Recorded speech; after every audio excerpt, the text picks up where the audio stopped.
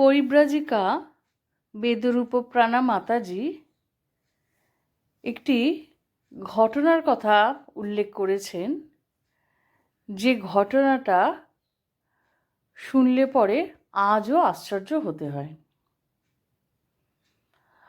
পরম পূজনীয় বীরেশ্বরানন্দজি মহারাজজিকে নিয়েই এই ঘটনাটি।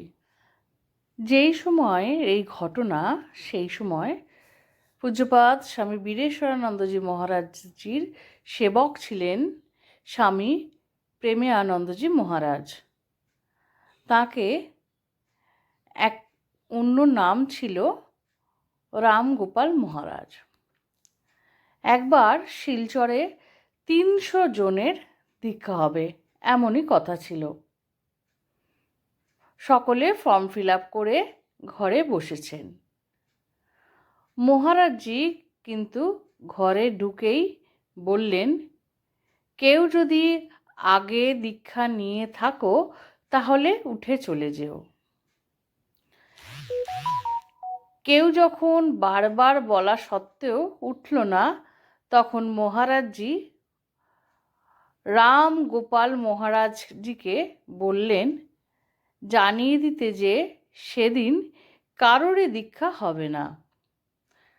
তখন রামগোপাল মহারাজ হাত জোর করে দীক্ষার্থীদের কাতরভাবে অনুরোধ করলেন, এই কথা বলে যদি কেউ দীক্ষা নিয়ে থাকেন তো তা মহারাজজির কাছে বলুন। তাতে এক মাঝবয়সী মহিলা উঠে ঘর থেকে বেরিয়ে চলে যান। পরে জানা যায় যে সেই মহিলা 2-3 জায়গায় দীক্ষা নিয়েছেন। এখানে কিভাবে দীক্ষামন্ত্র দেওয়া হয় তা জানার জন্য মিথ্যাভাবে দীক্ষা ফর্ম ভরে দলের সঙ্গে এসেছিলেন। মহারাজের এমনই জহুরি চোখ, আর মহারাজজি ছিলেন অন্তর্যামী।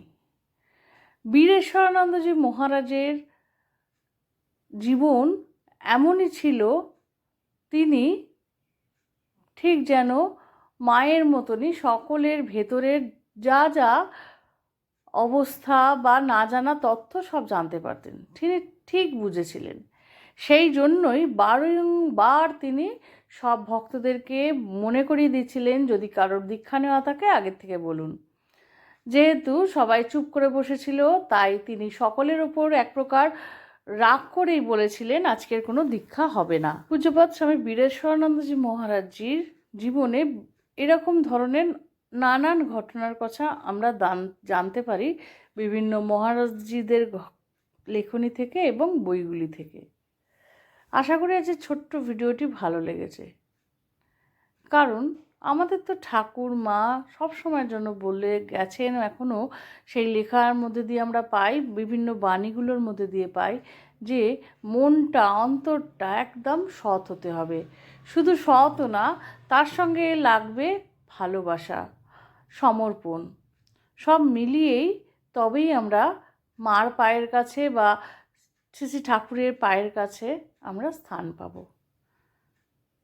তাই সর্বশেষে বলি, শ্রী ঠাকুর, মা, স্বামীজি, আমার গুরু মহারাজ এবং অন্যান্য মহারাজদের শ্রীচরণে শতকোটি প্রণাম। ভালো লাগলে সঙ্গে থাকবেন।